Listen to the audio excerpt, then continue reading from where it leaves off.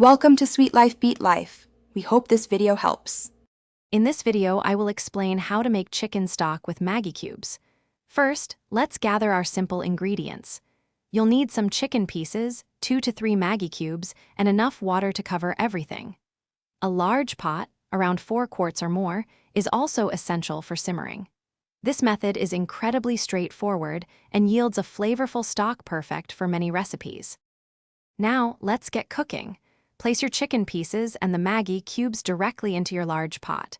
Pour in enough cold water to completely cover all the ingredients. Bring this mixture to a gentle boil over medium-high heat. Once it's boiling, immediately reduce the heat to low, allowing it to simmer slowly. This initial boil helps to extract flavors efficiently. To develop a rich, deep flavor, let your stock simmer for at least 1 hour or even up to 2 hours. During this time, you might see some foam rise to the surface. Simply skim it off with a spoon. Once simmering is complete, carefully remove the chicken pieces. Then, strain the entire stock through a fine mesh sieve into a clean container. This ensures a clear, smooth liquid. Once your delicious chicken stock has cooled completely, transfer it to airtight containers.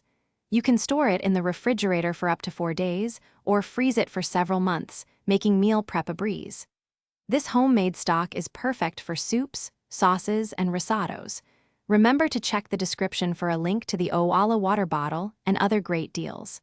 Enjoy your flavorful, homemade chicken stock. Thanks for watching. Consider subscribing if we helped you.